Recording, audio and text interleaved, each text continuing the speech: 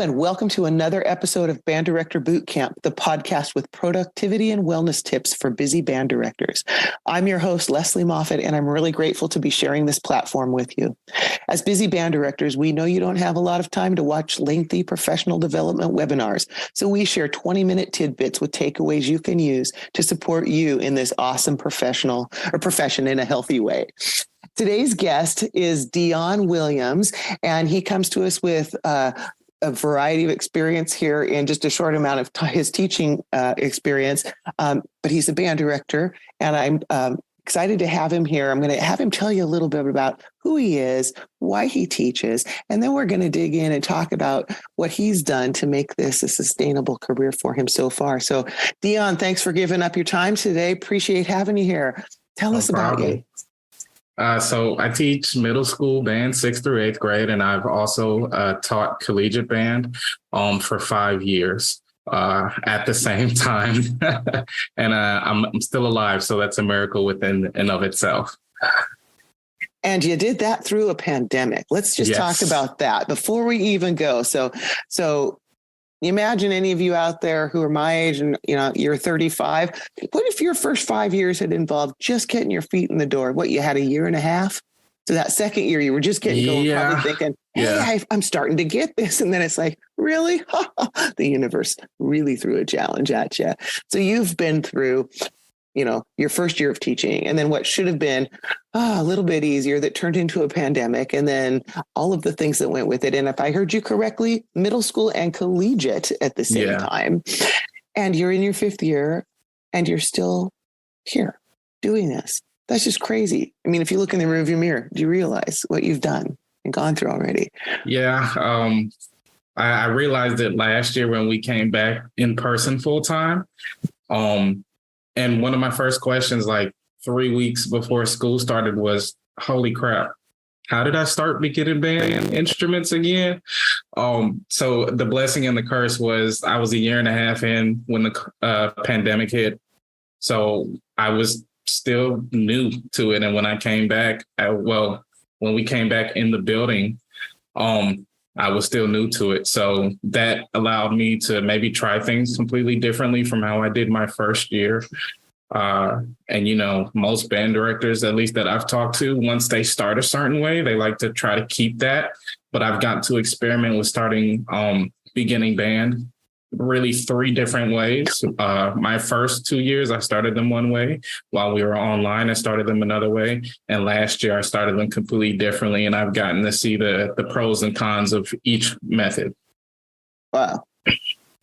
You must have a real strong conviction that music education is important, and must have had some strong reason to go into this, to be this dedicated and to go through all this and still be here. What was your motivation for being a band teacher? I like to teach. I think early on in high school, when I was helping my friends, my classmates with math or science assignments, I knew very early on I was either going to go into teaching science or teaching band.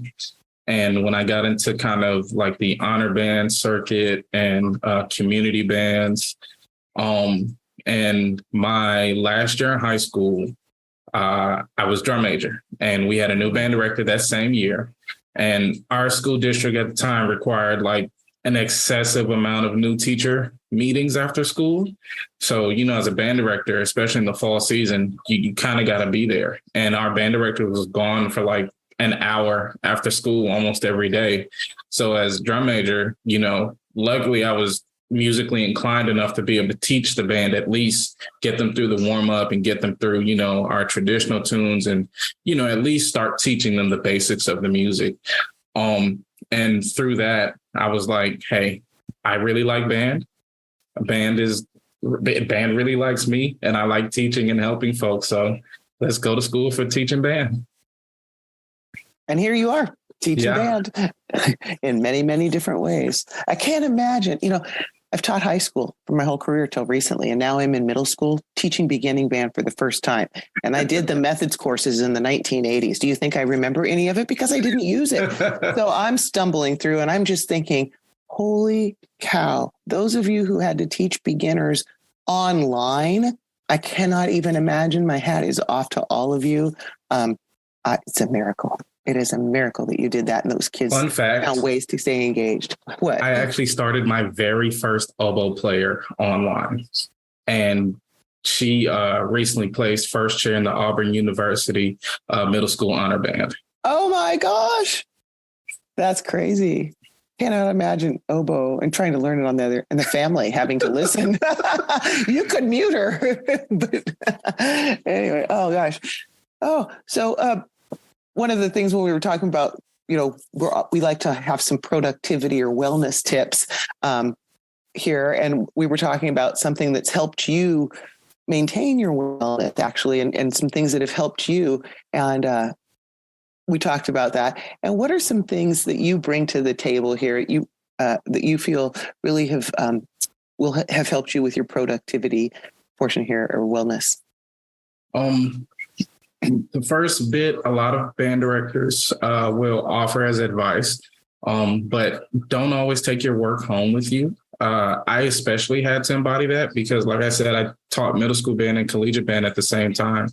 So, school for us would get out at 3:00. And if I needed to have a middle school band practice for a football game, or maybe we had a concert coming up or something like that, we would practice until 4:30. And then whenever all the kids got picked up, I was going right to the college to start practice around 5:15, 5:30, until whenever we got out. And then I used to go home and be like, oh, well, I don't have my lesson plan done, so let's do that. I need to write the little warm up for the beginning band, so let's do that. And then eventually I just kind of learned, if it's not done by the time I get out of work at 3:00 or while I'm waiting for kids to get picked up, it can wait. And if it can't wait, maybe I should do it first thing in the morning. Did you, through this process, maybe did you start streamlining some of the things like lesson plan formats or how you had procedures or anything to make it so that it was easier to not have to take work home? Because I think everybody wants to not take work home, but some of us panic when it's not done. Yeah, so I got really good at it this year. A lot of my biggest issues in my first year and a half before the pandemic hit was kind of figuring out how I wanted to format our warm-up time and then move into literature after that. And I kind of came up with a formula that worked for me. And I tweaked it this year again for the group that I had. So last year's group, I just created a simple scale exercise chart. And, through Finale, whatever key was working in that week, I would just hit the transpose function and print it out. And my process for the first 30 minutes of class is exactly the same, whether it's beginning band or the advanced band. And of course, the material will differ, but the process is the same, which makes planning so much easier because my lesson plans look virtually identical for either ability level group. I hope everybody heard that. He has some standardized processes so that just inserting the little things that change is so much easier than creating the process over and over and over from scratch. Yeah, 100%. And I was actually not, I wrote something down when you were talking because I'm like, I didn't think of that. I can't believe it. And I'm stealing this idea. But when you put your warm-ups in Finale and scales, we all do that kind of thing with, whatever key we're in, but I never thought to I always use the same warm-up, Abide With Me.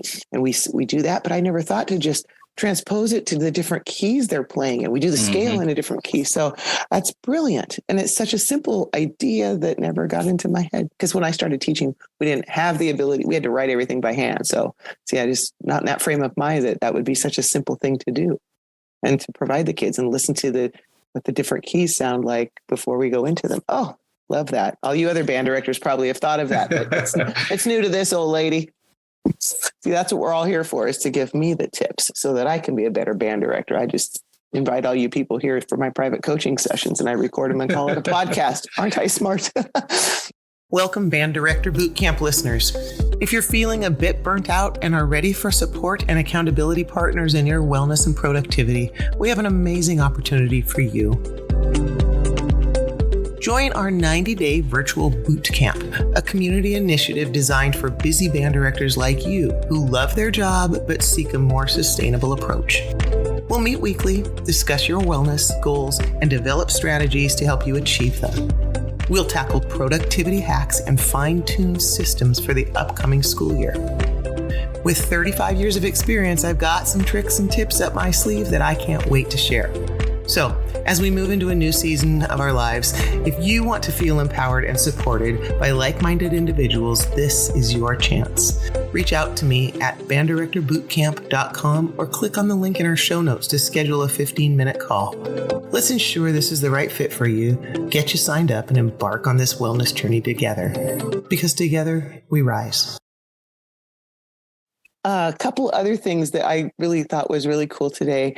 You talked about finding yourself as a band director, the importance of learning to be authentic, and share a little bit about that, because I thought that was pretty impressive for someone who's in his 5th year as a band director. That kind of came a variety of things. I would guess it kind of started when I did my interview with my principal at the time, before I accepted the position. And the band just so happened to be coming back from a field trip at the conclusion of my interview. And he asked if I wanted to hear them play. And, I said, sure. And I was excited. And so, I went into the bedroom. The kids are coming off the bus. He introduces me and, the kids start playing for me. And it was rough. It was rough, to be just blatant. And so they thought they did really, really good, though. And so early on, I kind of adopted this philosophy of good, bad, or ugly. My students need to know what a good or great sound is and what it is that they need to do to get there. And that's kind of permeated itself through everything that we've done these past 5 years. I think most of my students play beyond their years as a result of that. And they're extremely honest with each other. This year for music performance assessment, we got a superior rating the first time in the school's history since 2005. Last year, we got an excellent rating, but this year we got a superior. And we did a concert band invitational 2 weeks before, pre-performance assessment, like 3 weeks before. And I asked the kids 3 days before performance assessment to rate themselves. I always have them do that. It creates this heightened sense of awareness in the ensemble.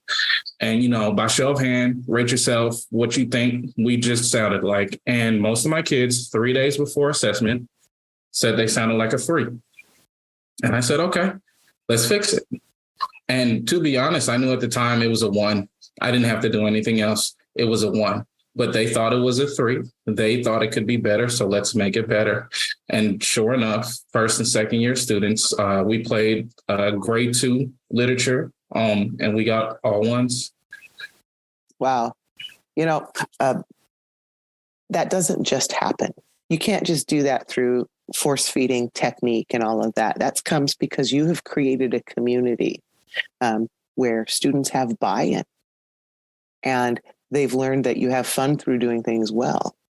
I just think that's so beautiful. And because you had told me before we actually started recording, I asked what kind of a tip you wanted to leave, and you said, go for it. And then you continued and you said, if your students show interest in something that's important to you, then go for it. And I thought so many people skip that piece, or something was really successful in one of their roles as a teacher, and they go to a new school and they try to force feed it to the next school, and it doesn't work. And even year to year in the same school, the same thing doesn't work. And recognizing that, I think, is such a big deal. And so anything you want to add to that? Because you said it pretty well, and I just said it again, but. Don't be afraid to go and shoot for your goals, try to reach your goals. Have your ensemble set a goal. My first year teaching, I took my band to MPAs, and the band I inherited mostly read and played by rote. And so when I came in, guys, if we're going to be an all-around band program, we got to learn how to read music. A lot of students quit the band, and I didn't let that deter me. And so my first year, I went to MPAs with 36th graders and seventh and eighth graders. And my district supervisors told me no. They said, don't go to MPAs. You're going to embarrass the district.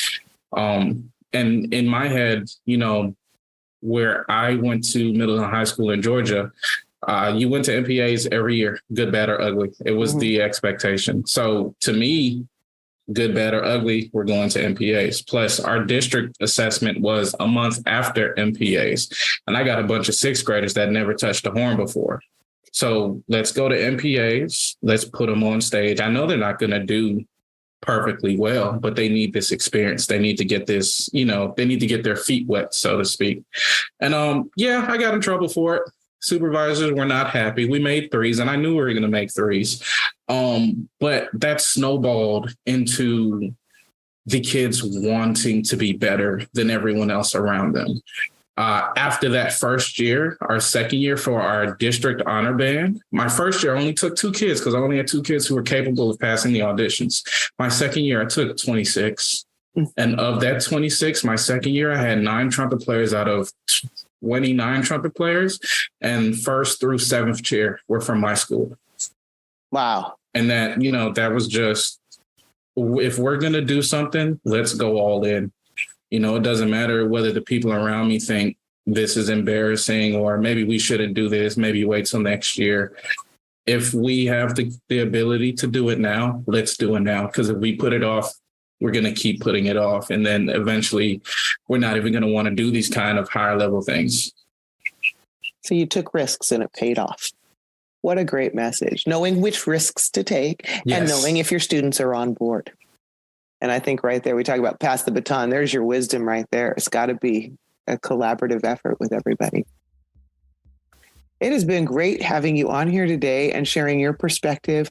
And I'm so grateful that you have stayed in the teaching through this turmoil and the like, how important it is for the stability of the kids in your program to have, you know, they change all their other teachers every year, how they get that continuity with somebody who's coming in and making that program a place where they want to be. Just like you talked about, it was a place for you, a refuge, a place to go and be with your people. And now you've got that you're providing for your students. It was a privilege to have you with us today, Deon Williams. And I want to thank everybody for listening to Band Director Boot Camp and making a difference in kids' lives through the magic of music education.